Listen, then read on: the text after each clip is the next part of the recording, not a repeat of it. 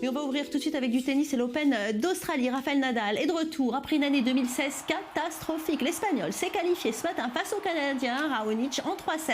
6-4, 6-6, 6-4. Ça faisait presque 3 ans que Nadal n'avait pas goûté une demi-finale de Grand Chelem. C'est chose faite maintenant. Et vu le niveau de jeu montré pendant ce début de tournoi, le numéro 9 mondial peut rêver d'aller beaucoup plus haut. Place maintenant à la demi-finale. Et sur son chemin se place Grigor Dimitrov, le Bulgare qui s'est qualifié pour le dernier carré un peu plus tôt dans la journée. Il a écarté David Goffin en 3-7, 6-3, 6-2, 6-4. C'est la deuxième fois de sa carrière que le 15e mondial se qualifie pour les demi-finales d'un Grand Chelem. Pour rappel, dans l'autre demi-finale homme, Federer affrontera Wawrinka pour un duel 100% suisse. Et du côté féminin, une troisième américaine rejoint les demi-finales. Serena Williams est venue à bout assez facilement d'ailleurs de la britannique Johanna Konta. Une victoire en 2-7, 6-2, 6-3. En demi-finale, elle va retrouver sur sa route la croate Lucic Baroni. Pour rappel, dans l'autre demi-finale, deux américaines s'affronteront. La revenante Venus Williams et la jeune Van de Weg. Allez, on parle handball à présent avec la belle victoire des Français. Hier soir, en quart de finale du mondial, les experts ont battu la Suède sur le score de 33-30. Les tenants du titre toujours en lice.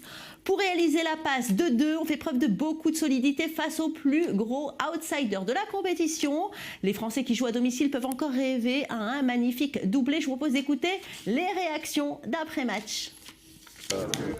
Les 28 000 personnes qui étaient là ce soir ont poussé d'une manière incroyable derrière l'équipe et c'est certain que c'est à la fois une force folle et c'est par moments aussi un poids parce que quand on rate des actions, quand on est un peu moins précis, on sent aussi quelque part la déception de toute une salle, de tout un peuple et c'est par moments un peu compliqué à gérer.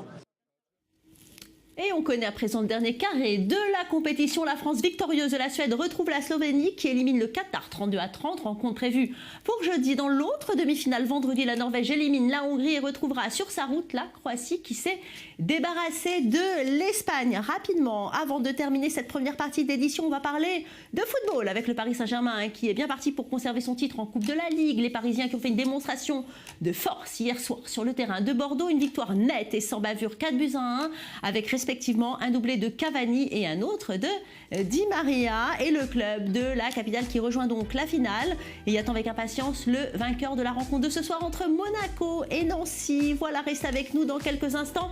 Deuxième partie de cette émission au programme, le braconnage, les éléphants qui sont menacés et de disparition. Et face à ce fléau, les institutions internationales se mobilisent et tentent de réglementer un commerce d'ivoire toujours souterrain et toujours aussi fructueux. Restez là, je reviens dans quelques instants.